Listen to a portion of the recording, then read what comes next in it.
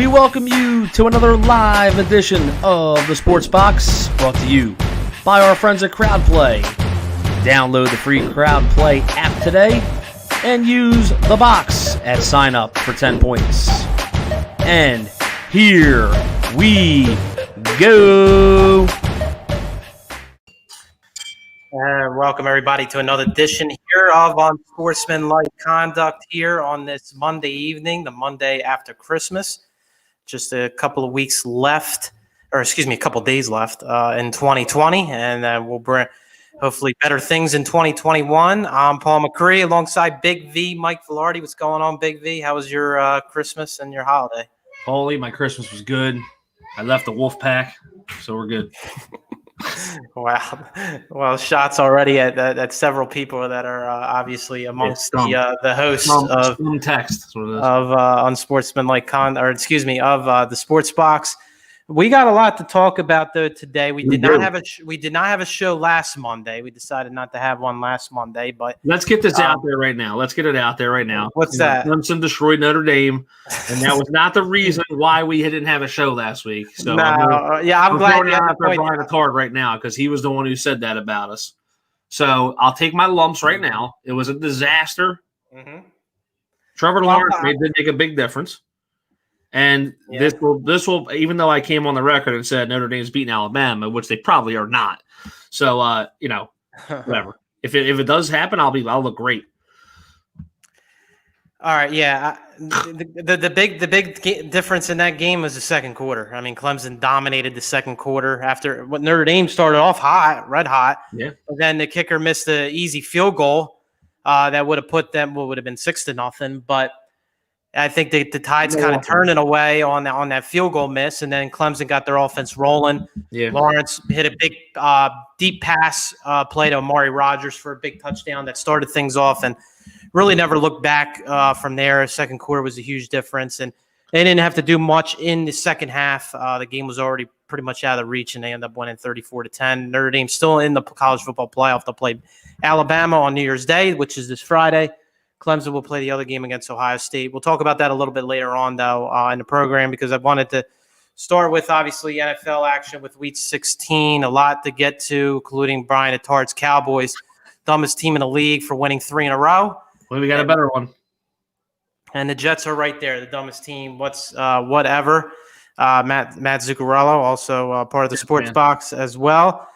Jets fan, and now they are locked in at the number 2 pick after 2 consecutive wins, and the Jaguars will have the number 1 pick, and they are on the clock. Trevor Lawrence, just say it right now. Just say it right now. And the Jets take Fields? What? I don't know. Or Zach Wilson. Has looked pretty decent. If you could put something in front of this guy, he doesn't look bad. I think though with a new coach coming in, I mean, they're gonna make a coaching change still. They're gonna want their guy. But what I'm saying is, you could see that if maybe this guy had a system to play in, they moved the ball. They actually moved the ball. They're not bad. He might get a shot somewhere else down the line, but I think right now his at least short term starting. I can't envision Darnold if he does go somewhere else unless they. I'm not saying he's the guy. Right. I'm saying that. Do you try to go somewhere else instead of picking another quarterback? Do you try and get an offensive weapon? No, you got to go quarterback.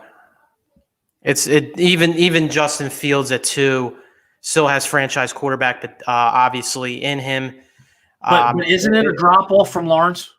A little bit, yeah, sure. I don't think it's as big of a drop off as people are making out to be honest with you. I think Fields has loads of potential. I don't know, man. Dual threat. Yeah. Got a solid arm, and he's got some things to work on. Of course, I didn't think he had a great Big Ten championship. I think he struggled in that game and made some questionable throws a couple weeks ago. We'll see how he reacts against Clemson on Friday and how he plays this time around against them. I thought he played fine last year against them. Did make a couple of mistakes, threw an interception to Isaiah Simmons, but. As I said, I think the Jets obviously still go quarterback at 2. I mean, you have to, I think. I understand there's a boatload of things that obviously they need to fix with this team. But, I mean, this just goes to show you, and I know people are saying they don't know how to tank right. Well, I mean, you can't tell the players. Right. I know it stinks as a fan because you got all set to, you're 0-2 0-13, and then you win 2 in a row just like that. And they could have very well beat the Raiders a couple weeks before that if it wasn't for Greg Williams' genius call on an all-out blitz. With basically when you're in a prevent situation with 5 seconds left in the game, but they're playing hard right now, and they don't have talent obviously, but they're just playing hard. The Browns didn't have any receivers yesterday due to COVID tracing and all that, so they had to scrap their whole passing game plan and go to the tight ends and the running backs, and it just didn't work. Mayfield made a couple mistakes, fumbled the ball a couple times, and the Jets took advantage of some of those situations, and they ended up winning by 7. So, they're playing loose, and teams that plays loose like that has nothing to lose. It's somehow now that's how it goes, and that's obviously stinks for Jets fans who were all set to get Lawrence, and now that doesn't seem to be happening. But I mean, I don't think Fields is a bad consolation prize. I still think he's got a boatload of talent. If he gets the right coach with him, which is not Adam Gase, I think he's got a chance. And then the Jets fan here, Matt Zuccarello, saying he does not like Fields at all. See reference of Haskins and Cardell Jones. Why? Because they both went to Ohio State too. I don't. Well, I mean, what highly talented quarterback has come out of there though? I think he's much better than Cardell Jones and Dwayne Haskins. I don't know. Haskins was pretty good coming out of there though. Yeah, but they don't have quite the mobility that Fields has. Fields is way faster than those two and can make some plays with his feet. And I think even though both Haskins and Jones had good arms, but that doesn't necessarily mean that you're going to be a pro because of that. I mean, we've seen plenty of other guys have great arms that couldn't pan out in the NFL. You got to be accurate with the football, and you got to be smart, and you got to recognize blitzes and pre-snap situations, and we'll see. But I think Fields will be much better than those two. I'm not saying he's going to be a top 5 quarterback in this league, but I certainly think he's got a potential to be, if he's with the right coach, whoever that may be, if it's Eric Bieniemy or one of these offensive minds that comes in that can really mold. Offensive coordinator. What about him? I mean, he would have to be put in that conversation. I mean, I know Matt LaFleur gets a lot of the credit as the head coach and the guy that does call the plays, I'm pretty sure. Yeah, they showed him last night in the box. He was pretty fired up. I mean, maybe that guy. I mean, Bieniemy seems like for a couple of years in Kansas City, seems like he's up for an eventual head coaching job. So we'll see. I mean, it seems like somebody like that. You even hear, I've heard even Mike Kafka's name. You remember the former Eagles backup quarterback or third string, whatever? He's with Andy now as like the passing game coordinator or whatever, some BS title that he has. And apparently he's done a very good job as well and has gotten good, reviews. So I don't know. I mean, I'm not saying the Jets will hire him, but while we have everybody on here, before we get to our Eagles talk, which we're going to be talking some Eagles, we have questions. I have a trivia question for our fans and our co-hosts since we have some people on. How many different Eagles quarterbacks has Deshaun Jackson caught a touchdown from in his career? So, well, okay. Well, we're going to let them time in. We could talk through it. Okay. Well, we know yesterday. We know yesterday was a new quarterback on the list. Yep. Let's see if we can get any responses.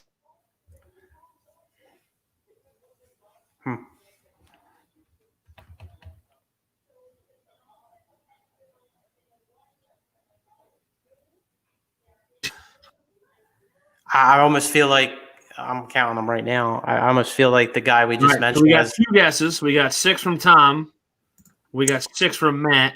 That's my guess at the moment, actually. All right. The answer is 6, but can we name them now? Can we name the quarterback? Okay. Yeah. Go ahead. Want me to do it? Yeah, you can name them. All right. So Hurts obviously yesterday was part of that list now. Wentz, Vic, Cobb, McNabb, and I was going to say Kafka, actually. Is he not one of them? You're forgetting the most important one. Go over what you said again. Okay, Hurts, Wentz, Vic. Yeah. You said Cobb, McNabb. That's 5. Come on, man. Oh, Foles. All right. Do you know who he's caught the most from?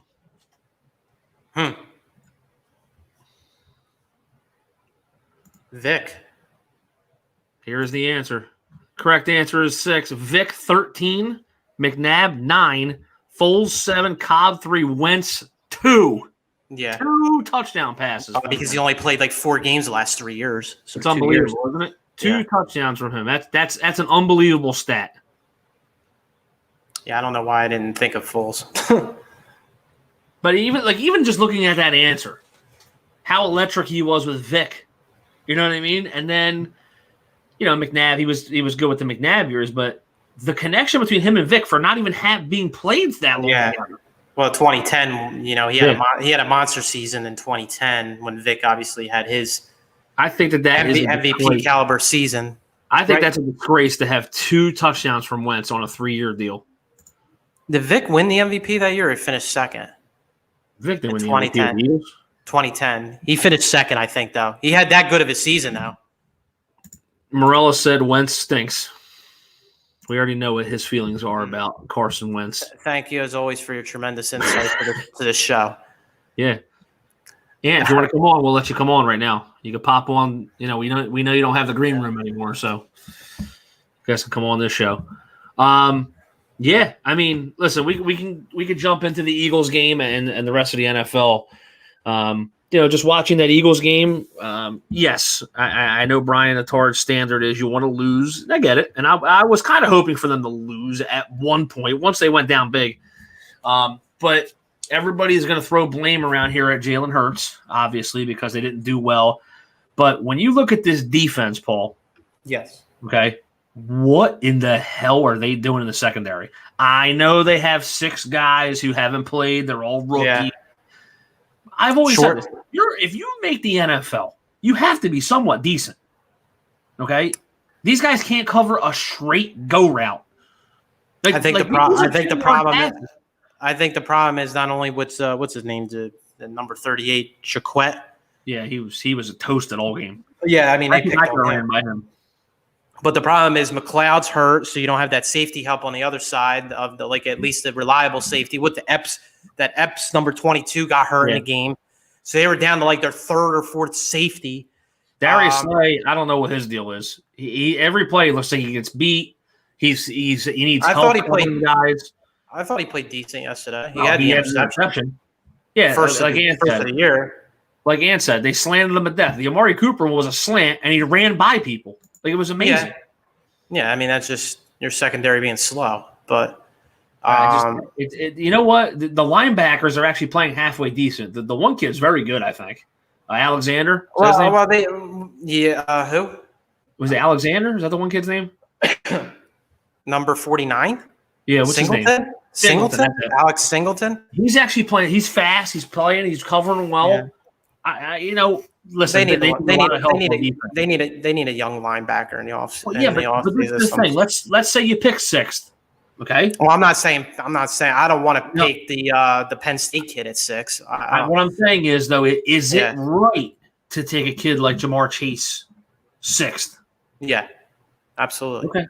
Even with how are they going to get better defensively? I want to know that because they can't keep bringing in a 3-year deal for $40 million for Darius Slay or whatever they paid him, and he looks like he can't cover anybody. I think he's fine. I think he's not as shut down people I think him out. I think he's good 1B, I guess, if that makes sense. I think obviously you look at the other side with the injuries they have, like Avonte Maddox right now, who hasn't been that great, but I mean they just for whatever reason, it seems like every year one position they just get demolished with injuries, and it just happened with the secondary now over the last couple of weeks. Then Fletcher Cox left the game yesterday, and they couldn't get the pressure that they were getting early in the game, and that's when, you gotta,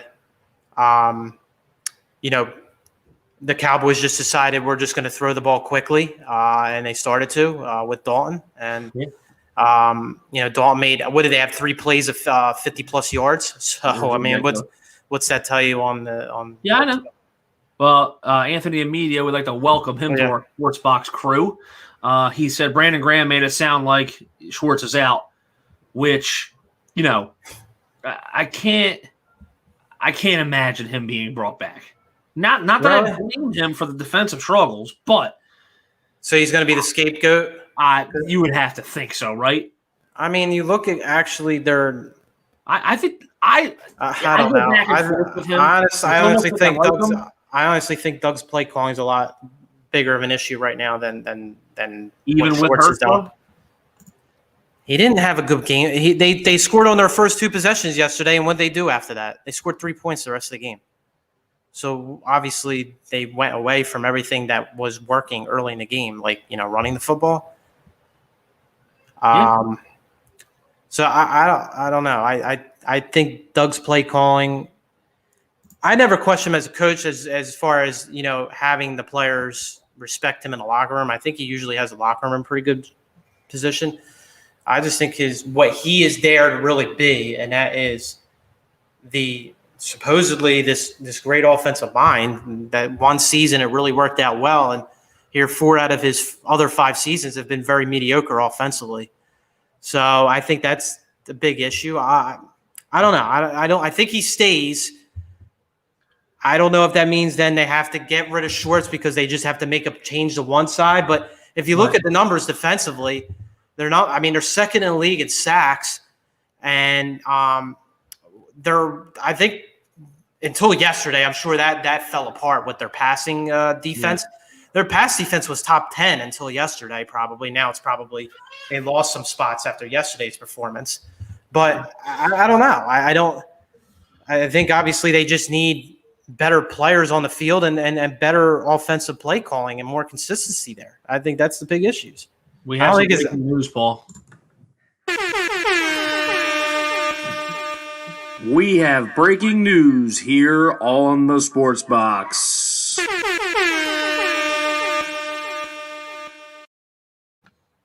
Breaking news here on the Sports Box. Jared Goff, unlikely to play Sunday. Broken right thumb, it looks like. It will require surgery. Okay. Yeah. Just came up. Well, he actually had right thumb surgery today already. Okay. So he's unlikely to play. The backup is John Wolford, who has not made an NFL start yet. That's who they have as their backup. They don't have a because their salary cap situation is so bad they probably can't even afford a legit backup. That's the problem, and they're paying Jared Goff so much. I mean, Goff has done a decent job this year. I think better than last year. But the last 2 weeks now, you go, all of a sudden you went from a solid chance to win the division to you lose to the Jets and you lost to the Seahawks yesterday, and now you're going to be fighting for your playoff life. Exactly.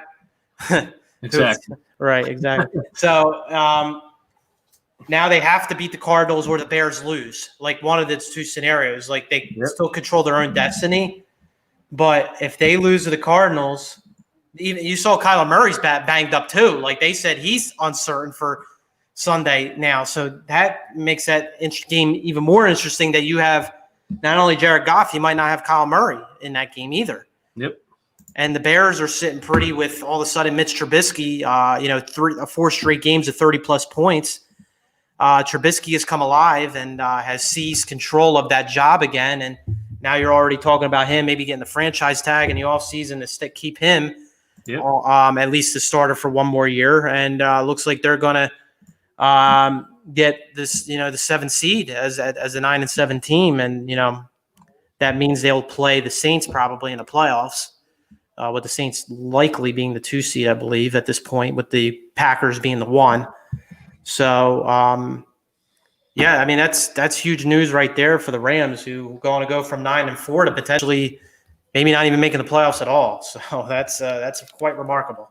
John Wolford would be the first quarterback to make his first start for a team in Week 17 with a playoff berth on the line since Kyle Orton Kyle Orton in 2013 with the Cowboys. I do remember that game, and the Eagles played him. That was Chip's first year. That was for the division title. Yep. And the Eagles won. That was a close game, though. They still almost lost the game, actually, if I remember. But the Eagles did hang on to win that game, to win the division. And then they lost the next week to the Saints in the playoffs. Yep, that's correct. So we can go through some of the highlights in the NFL or some of the upsets. We don't have to go through every game. We got some banter going on over here. Bear down. Okay, yeah, the Bears are playing well. We know Emilio's a fan of the Bears. The playoff scenarios. Trubisky's actually playing well, and putting them in a spot where do they bring this guy back again? Trubisky. Well, I said they're already talking about maybe the franchise tag for obviously bringing back. It would be $30+ million. I mean, I don't agree with Trubisky. I don't agree with it, but they're not going to give him a long-term deal. Doubtful. I mean, unless he agrees to a 2 or 3 year deal at like $20 million per, and I doubt it, because he's going to still think he's, one of the top 15 to 20 starters, I guess, in the league. I don't know, but I mean, I'm just looking. They're just showing it now, actually, on ESPN. Won last 3 starts, 6 touchdowns, 2 interceptions, 71% completion percentage over that 3-game span. So he sees control of the job again. Foles, early on, everybody's like, wow, Foles is back, has that comeback game against the Falcons early in the season when he took over. But then after that, the offense was still stale. I mean, they beat the Bucs 20-19 on that Thursday night game, and they were just scoring about 17 to 20 points a game, really, with Foles in there. They just couldn't get anything going. Perfect. Since we're on this topic, Mitch is 25-12 under Matt Nagy. Why? Wow. Why is this such a question? If he plays or not? Well, the thing is that Nagy didn't draft him. So those head coaches want their so-called guy that they, that's why he brought in Foles this offseason, because that was the guy that he had in Kansas City for the 1 year, and he knows the offense really well. And I guess he didn't think Trubisky was, picking up the offense well enough. And, Trubisky did struggle last year. I mean, to be honest, he did.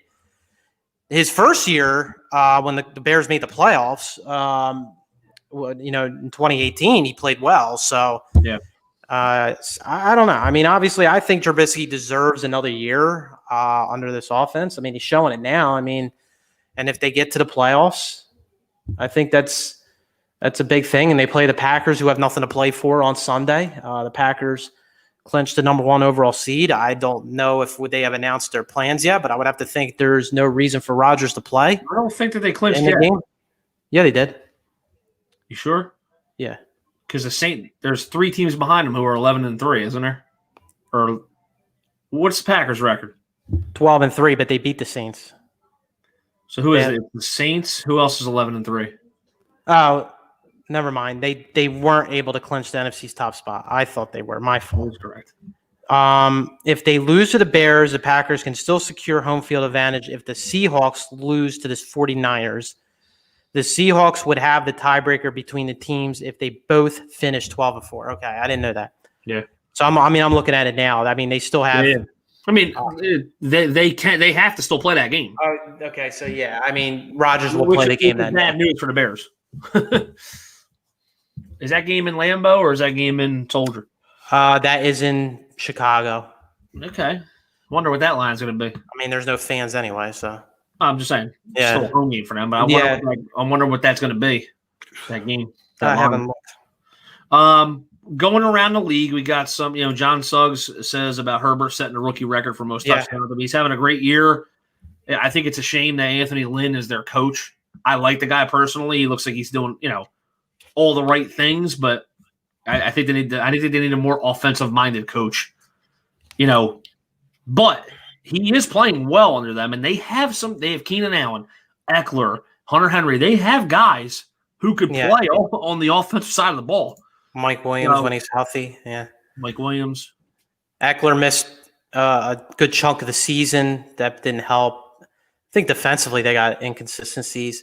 I don't know. I always feel with the Chargers that they underachieve. I don't know. I always feel like every year when we go in the season, we have the Chargers as a team that has 10-win talent, and just doesn't put it together. I mean, it seems like almost every year we're saying that. It's not just Anthony Lynn being the head coach. It was, something that happened before that. So Tony Quigley, Dallas versus Brady in the playoffs is NFL dream scenario. Easy win for Brady and get huge audience. I mean, he's not wrong there. I mean, that's definitely right. So Dallas, the scenario with them now after 3 straight wins, they have to beat the Giants, and the Eagles need to beat Washington on Sunday night to get in. So, which could happen, obviously. That's no reason to believe. I know, especially the way the Giants are now all of a sudden playing.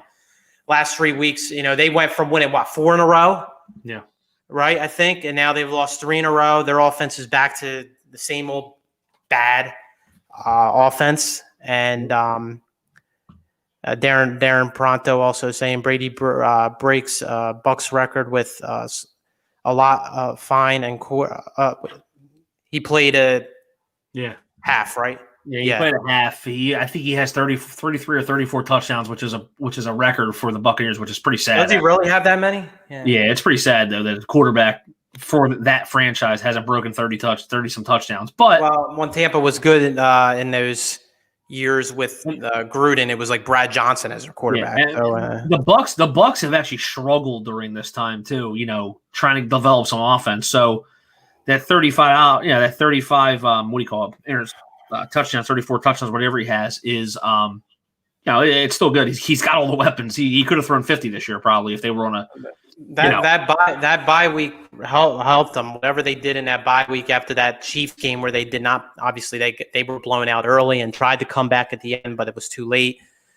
They got it going the last 3 weeks to get to 10-5, first playoff berth since 2007. So. That was the second longest postseason drought. Browns are not quite there yet, even though they still control their own destiny still. 2002 is still the longest playoff drought. And if they do make the playoffs, who would now have the longest playoff drought? Do you know? I'll ask you a question now about the trivia. Longest playoff drought. Well, it's not Buffalo anymore. Right. If the Browns do win or do make the playoffs this week, which right now it is them still. Offhand? Yeah. Miami? No, Miami actually was 2016. It's actually the Jets will be 2010. Oh, wow. It's been that long. Yeah. Anthony Emilio, free money on FanDuel tonight. Anthony Emilio, if you want to come on right now, you can give out your free picks. We will let you come on the StreamYard, log on with us, and we will set you up on our show. You and Tony Quigley have been on fire lately. We will actually come on and you can give your Monday night picks. If you want to hop on, let me know. Yeah, and me, I haven't bet since Thanksgiving. I don't know. I usually don't bet during the holidays. Too much else to spend money on. Yeah, and so I can't afford to throw $200, $300 and lose that on top of it because I don't have faith in my bets ever. So. We have more thing. Like I said, more things coming in. Falcons should have won over KC. Yes. Yeah. Young missed a chip shot, I guess, really. And he's having a great season. Sprayed to the right. He's been one of the most consistent kickers in the league this year. Andy Reid just came out and said that he plans on resting some of the Chiefs starters, and Chad Henne may get the start. Yeah, he should. I mean, the Chiefs do have the number 1 seed wrapped up. Yep. No reason for Mahomes to play in the game. They play the Chargers. It's a meaningless game for both teams. Right. So I would think it would be best for them to give Mahomes a rest, and then obviously they have the bye week the following week anyway, and then they'll get ready for their playoff game the week of January 16th, I think it would be then. Yeah. That's a long time, but there's no reason to play him. Then he, God forbid something happens, he gets hurt. Yeah, listen, there was a couple things in the league, just watching up until the Eagles game. I don't get Red Zone here, so I watch whatever's on TV or whatever's on the Fox streaming, and there were some. I mean, the Jets. Is that just a Browns letdown going into New York and just saying to themselves, "Oh, we're playing a worse team. We could roll them, and they couldn't get it done." I mean, they looked terrible yesterday. The Browns. I mean, Baker Mayfield was awful. I mean, he was. I can't remember his stats offhand, but I think he was like 15 for 30 something. Like he was something like that. Yeah, it was. And he fumbled the ball 3 times, lost 2 of them. One was very crucial too, as they were going in the tie game. So they are the 7 seed right now, but they still control their own destiny. The Steelers, they did wrap up the division. Obviously with their huge comeback win, they get off what would have been a heck of a collapse for them. Even though they still would have made the playoffs, they would have went from having the number 1 seed all the way down to a wild card, but they will be at least a 2 or 3. So I don't know if it matters to them because don't forget this year only the top seed gets to bye, so it doesn't matter. They're going to have to play the following week in a wild card game anyway. Right. So does Ben play only a half, or what is the deal there? I think just knowing Ben, and he's obviously an older player, I would think at most he's going to play a quarter or a half. Yeah. I really don't think you could put him in for more than that to expose him. So I think Cleveland, if they are able to get those receivers back this week, with Landry and People-Jones and those top receivers, they said Thursday at the earliest they can be cleared to practice. Right. Then they should be able to win the game and get in. If not, all of a sudden, I can't believe the Colts, who lose all these tiebreakers, the Colts could potentially be 11-5 team and not make the playoffs. I mean, that would just be hard to believe. The Colts, in my opinion, obviously yesterday happened and they blew that game, but I thought the Colts were one of the dark horses going into the playoffs, and now they might not even be a playoff team because the Ravens won, the Dolphins won. All these teams are 10-5 in the AFC. The Titans are 10-5, the Dolphins 10-5, the Ravens. All these teams are 10-5 in the AFC. So that's pretty ridiculous. But yes, the Colts are going to need some help this weekend, and they're going to need to win their game to get in the playoffs. So they play the Jaguars, which I guess the Jaguars have the number 1 pick, so I guess they'll try. I guess this week anyway. But I don't think even their best effort could beat most any team right now. They haven't won a game since week 1.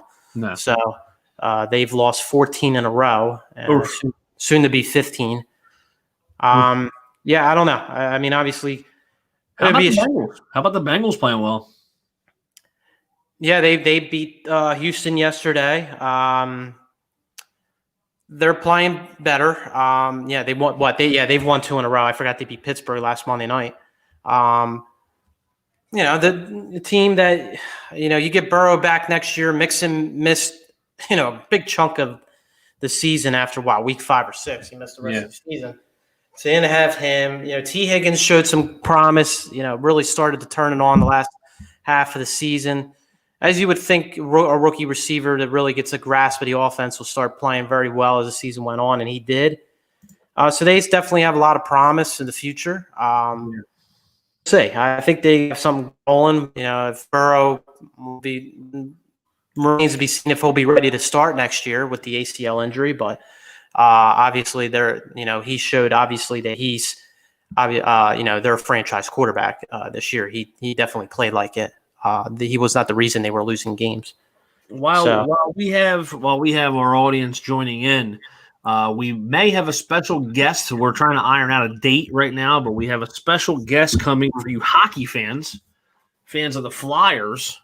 Public address announcer Lou Nolan will be joining the Unsportsmanlike Conduct show. We're looking at next Monday, so hopefully Lou can join us before the season starts. We know that he'll be in the building to do the public address announcing for the Flyers. We are very excited to possibly have him on. And no fans, right? No fans definitely for hockey either. Yeah, for right now, at least. Yeah. So we're excited for that one. So we just wanted to kind of put it out there. Yeah, they start on January 13th. I know camp starts Sunday, I believe, the 3rd. Probably, yeah. So they only have a short window to train. No exhibition games, right? I don't think so. I'm not sure about that. It's a weird schedule. It's 52 games, or is it? 56 games? 56 games, and they realigned the divisions to, obviously they're playing, all their close regional proximity teams. Yeah. 8 times, I think. So teams like Pittsburgh and the Rangers and the Islanders, Capitals, I think, are in that division as well. They'll play 8 times. They just can't travel. They can't do the. And I guess for the playoffs, they'll try a bubble concept again. I guess for the playoffs, when that comes about, unless things get to the point with all this vaccines that they feel like it's safe enough to travel more. But for now, that's their plan. They realigned the divisions so that they're just playing, regionally, and see if that works out for them as the season begins January 13th. I know you're excited about that. I'm just so thrilled. You're so thrilled you're not back in the fantasy hockey league. Yeah, hockey is such a great sport. I can't say enough about it. It's rough and tumble, denying the blue line, all the good stuff that you can name. It's just great. So anyway, so that's big news for our next guest. Hopefully that works out and irons out for next Monday. If not, sometime hopefully during the week. Maybe we'll line up the schedules a little bit differently at that time. But we'll touch. I mean, obviously, as I said with the AFC, going back to football a little bit more. It's a cluster with these. The Titans. Are they going to win the division? They still control their own destiny to do so. If they beat the Texans this weekend, but if they lose and the Colts win, then the Colts will win the division, and the Titans, I don't know what that would mean for them, though, if they would slip into these one wild card spots, or if it means if Cleveland's able to win, or the Ravens and Dolphins take care of their business, then that means they're out altogether as 10-6. So that's just one scenario. But obviously, Green Bay not quite clinched the number 1 spot, but they're 12-3.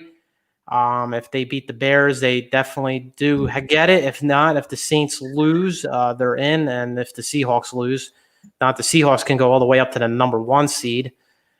If Washington beats the Eagles on a Sunday night game, I do not know why the Eagles have great flex game. Great, because I want to tune into that game. Yeah, prolong the rest of this poor season with 4 freaking wins to a freaking Sunday night game. I understand there was probably some TV locks. Fox had this game and this. So I understand, but because the Redskins have a chance to win the division. Is that the only reason why? That's why. It has nothing to do with the Eagles. Well, I know that. What I'm saying is like, but it just so we're worried about a team that's under 500 winning the division. We're going to flex them. So it just means the Cowboys-Giants winner will have to be glued to their TV for next Sunday night to root for the Eagles. Right. So that's the hilarious part about that. Tampa's 10-5, as I said, already clinched the playoff spot. They play the Falcons this week. They will clinch the 5 seed with a victory over Atlanta. I think if they do lose, though, there would be.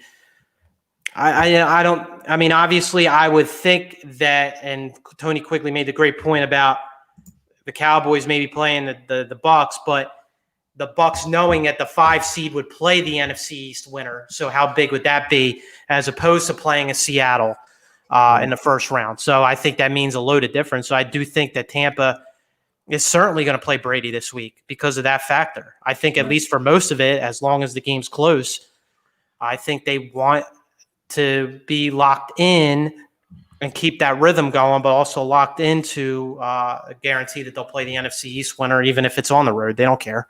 So the Rams obviously need to win this week in that big matchup with the Cardinals with potentially 2 backup quarterbacks. If Murray can't go, we already know Goff can't go, and the Bears control their own destiny. If they are able to beat the Packers, they are in, and that keeps the Cardinals out regardless of what they do. Right. So that's the NFC picture. That makes sense. Yeah. There. And then we'll get in. You got the big college football playoff. Yeah. 2 matchups, Notre Dame and Bama. The first game, they're playing the Rose Bowl in Dallas. Hey, because Pasadena didn't want to have fans. So yeah, that wasn't going to happen. Due to city, county guidelines, I guess, going on there, they won't allow it. So they moved that game to Dallas. Alabama, last time I checked, was 19-point favorites. I don't know if that's changed, but take Notre Dame on the money line if you want to make some money. Sure, sprinkle it a little bit, but sprinkle a little $10 on the Notre Dame money line. Yeah, but you'll lose most likely. Will be the first $10 bet you lose. It'll be nice. It'll be nice this close game, I guess. Sprinkle. And then Ohio State, Clemson 7.5. Last time I checked, I don't think that really has moved so far. In that game, is going to be played in Miami, right? I think so. Is that the Orange Bowl site? I think for that one. So yeah, I mean, there's other bowl games like tomorrow's the Cheez-It Bowl between Oklahoma State and Miami. Disaster. The Valero Alamo Bowl between Texas and Colorado. Then Wednesday night you got Wake Forest, Wisconsin, Oklahoma, Florida in the Cotton Bowl. That should be a good game between two good offenses. That should be an exciting game actually. And then New Year's Eve, got a couple decent games. And then New Year's Day, obviously, Georgia plays Cincinnati in the Peach Bowl. Auburn plays Northwestern in the Citrus. And then Oregon plays Iowa State in the Fiesta Bowl then on Saturday, January 2nd. The other game, Texas A&M and North Carolina play in the Orange Bowl. So that should be an interesting game as well. So I think everybody is the majority seems to be picking Clemson against Alabama, meeting for the 400th time on January 11th. Of course, that's the night Atard has his draft. I just forgot about that as well. He is such a moron. How about there is no shot I'll be drafting then. Willie's going to have to draft. That's bad. How about the next 10 to 15 minutes we just discuss, before we get out of here, the Padres lighting up the sports world. Yeah. Acquiring Blake Snell. Okay. Also looking to get Hugh Darvish today. That's not done yet, but it looks like it might be soon. They're going to have to take on a lot of money, it looks like, because he still has about 3 years and 3 years, 60. It looks like it's almost about $20 million per year. And I guess the Padres are the only team that has money right now. I guess the Padres are the only team that wants to get better than what they are, because the Phillies are sitting there, still haven't signed their catcher, still haven't signed a pitcher of any worthiness. And I really don't know what to expect from these guys anymore. I mean, you got Dave Dombrowski, and we're still sitting on our hands here. Is it the owner who doesn't want to go over the luxury tax? No, there's really no movement anywhere. Oh, here he is. We have our resident. We have our resident. What do you want to call him? Bookie, if you want to call him that, who's been on point. Yeah, he's the Sports Box rookie. For those of you who don't know, we got Anthony on here with us. Lemedio, Sports Box Yo Tone. What's up, dude? Yo, what's happening, guys? Digging the show, man. You guys sound good. I like it. Thank you. Come on, man. We're below the flagship, but we got a good show here. We're below the flagship. I like watching you guys, even though we're not as good as the Sunday show. Yeah, we're not. I severely dislike Notre Dame and Clemson. I dig you guys. Yeah, like I said, $5 sprinkle on the Notre Dame money line, just in case they happen to win. I watched the Buster Douglas thing last night, and that's probably what it's going to be. What do you got? Some picks for tonight? What do you got? Mike. Jumping in. Well, I don't particularly like the game. I would lean the under here tonight. I kind of feel like the under's coming. I think. What about everybody picking? Everybody's picking the Stephon Diggs prop for catches. I didn't see it. What's it at tonight? 6.5. I mean, why wouldn't you take it? It hasn't hit like 12 weeks out of 13 or something. Yeah, I mean, I'm kicking myself last night because Adams scores the first touchdown for Green Bay pretty much every week. He does. He does. If you bet him, to score the first touchdown every week, you have ridiculous money. I know. I did it the one week against San Francisco, that Thursday night game. I think it was 26 units. You have 26 units if you bet them. It's something crazy. It's like I mean, but like why? But like why don't anybody? Like I mean that's literally almost shoo-in money. Yeah, it's been even if you put $50 on it or $100 on it, you're $50. I mean, it's not like you have to put $500 on it. Yeah, you just got to try to follow these trends. Sometimes I pick up on them too late.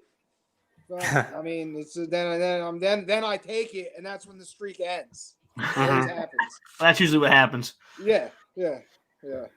But so, I'm leaning the under tonight. I can see Belichick just mucking this game up, trying to run the ball, and then defensively, I could see him just sitting back, playing this umbrella defense, let them throw short, dink and dunk, or force them to run the ball. I think the Bills were like 3 or 4 point favorites in the first game. Now they're up to 7. Right. So I don't know. I kind of lead the under here. I think Belichick's going to try to muck this game up. I mean, this is still a game that I think, maybe I'm wrong by saying this. I think that even though Brady's not there, I think the Bills want to go in there and solidify themselves as an AFC East. Oh yeah, definitely. Team. Like they were the team now. So they might come after them tonight, and I can see them winning by 10+. I still don't get why Cam Newton's playing. What's the purpose of him playing at this point? I mean, I know Stidham's not the answer either, but I'd rather just see him as just a younger option. Yeah, I mean, to see if he can at least be the backup. I don't know. It's painful to watch Cam Newton play football anymore. It's unbelievable. He can't even throw the ball. I mean, if he doesn't use his legs, he's worthless. But I mean, even at that point, and I think you could tell just with Belichick that he's just had enough of this shit this season. Yeah, he just wants to get it over with. There's no way they bring this guy back. They can't. No. Listen, it was a good idea bringing him in. They tried. Yeah, it was only 1 year. It wasn't one. It was 1 year. No harm, no foul. He's cooked. He's cooked. He has no football left. He can't even throw the ball. So I think he knows it too. I think he knows. Oh yeah. He's just trying. Yeah, he's done. He's done. Personally, if you're the Patriots, you won too much. It shouldn't even be 6-8. But I mean, what are you gonna do? They went on a little roll there for a little. Yeah, we're winning 2-3. Yeah, they got the 500, and then think about it, they won 6 games. I mean, can you name guys on their team or who they're throwing the ball to? So I mean, they won 6 games. That's insane. They had. Yeah, with no Edelman, and they have no other receiver. Who's Jacoby Myers is their top receiver? Yeah.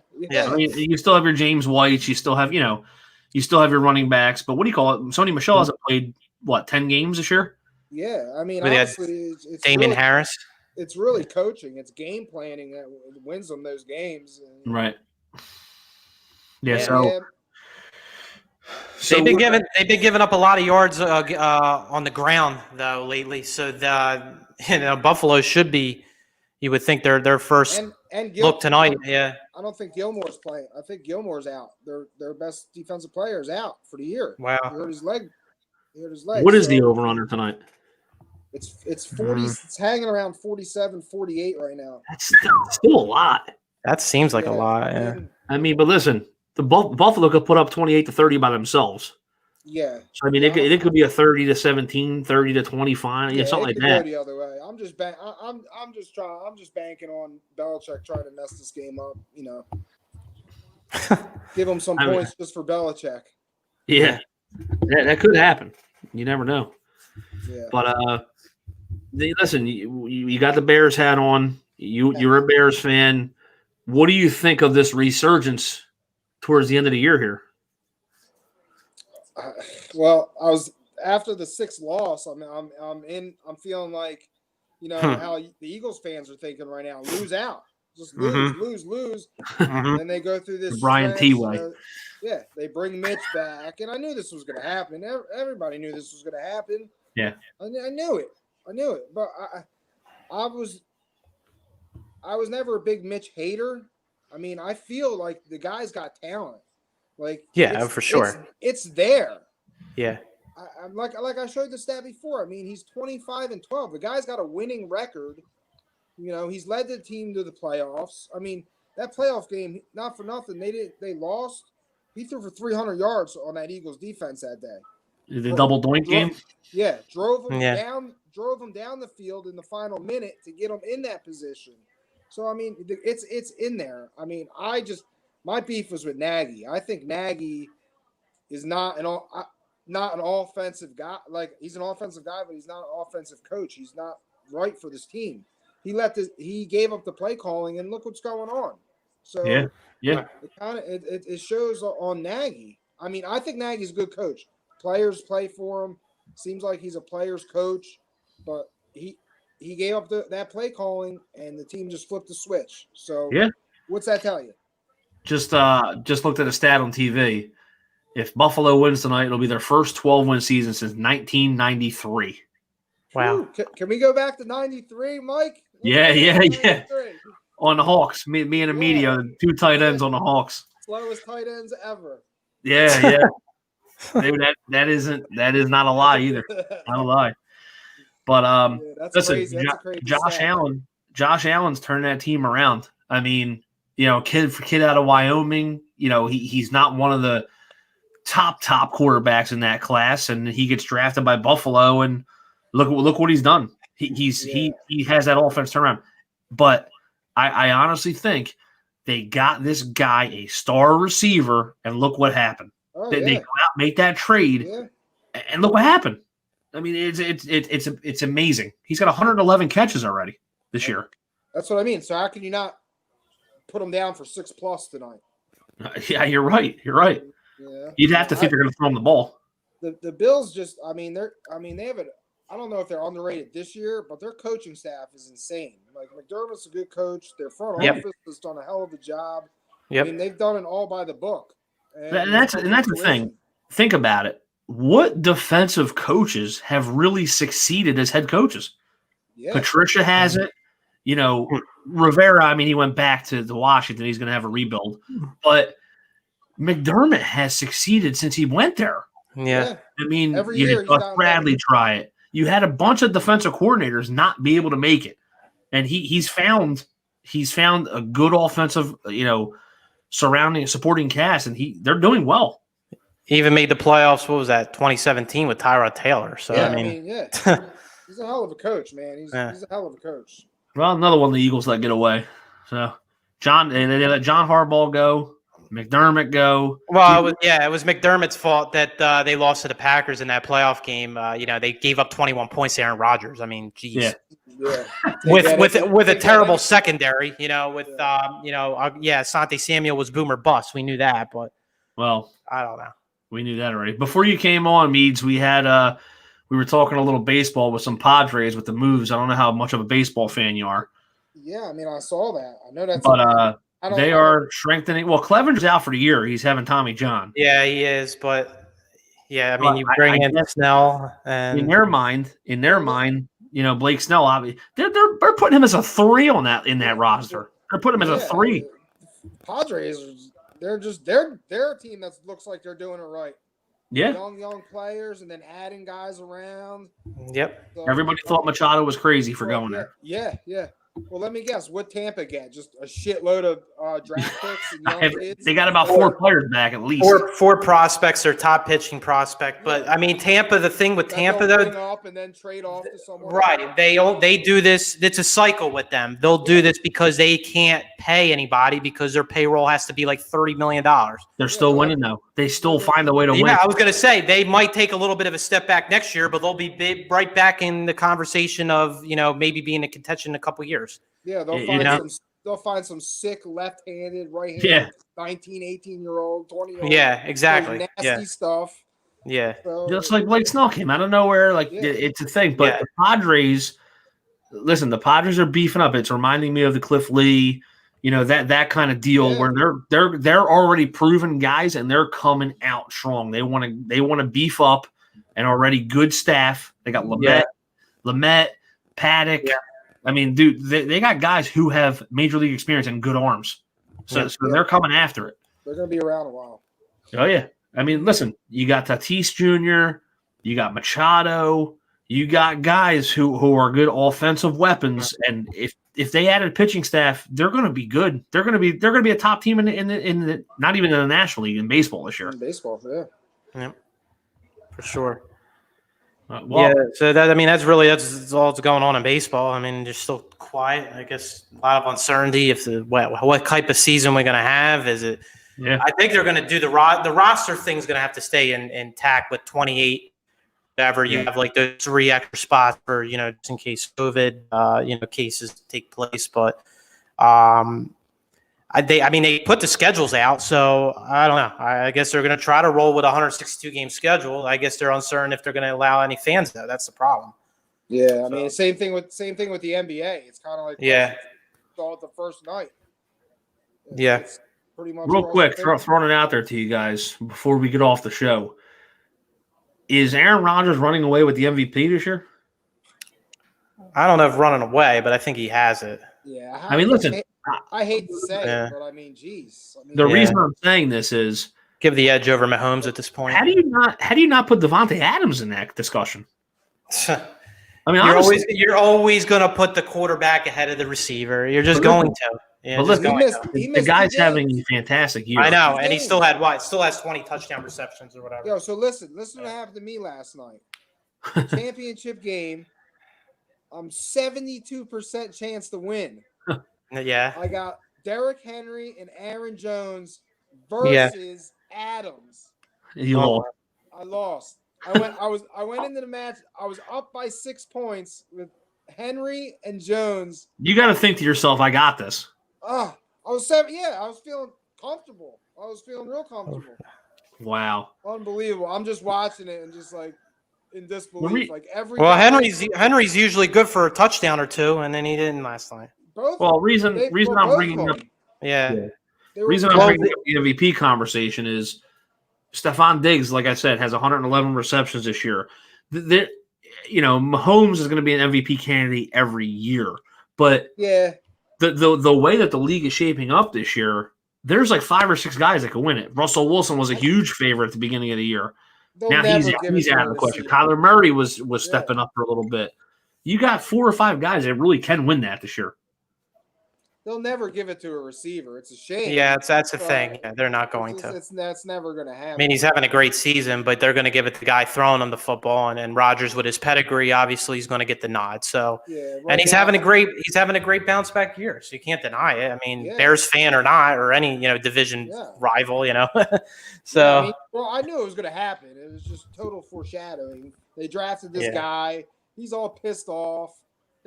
I just knew. Yeah. The guy makes football look so effortless. That's what pisses me off. He goes out there, and he's 37 years old. Yeah, just a flick of the wrist, man. Just a flick of the wrist. Yeah, and he just throws the ball to Adams. It doesn't matter. He still has the arm strength. Still has the unbelievable precision. Doesn't run quite as much as he did in his younger years, but I don't think he wants to at this point either. So, And Green Bay always gives if Green Bay always has a solid offensive line. They surround him with. They've always had. Yep, absolutely. Yeah. All right, Paulie. All right. Well, thanks for coming on. Yeah. Thanks for your pick for the night. You can be a guest every night for us, buddy. Yeah, man, it's all good. I like the show. Awesome. All right, so that's it for tonight here on Unsportsmanlike Conduct here on this last show of 2020. We will join you again in 2021. Hopefully, we will bring you our special guest, Flyers public address announcer Lou Nolan. So hopefully that all works out for next Monday's show. Get you ready for a hockey season coming up on January the 13th. That's it for tonight. I'm your host, Paul Macrie, again, alongside Big V, Mike Velardi. Have a great night, everybody. Have a happy new year, a healthy and safe new year, and we will see you in 2021. See you guys.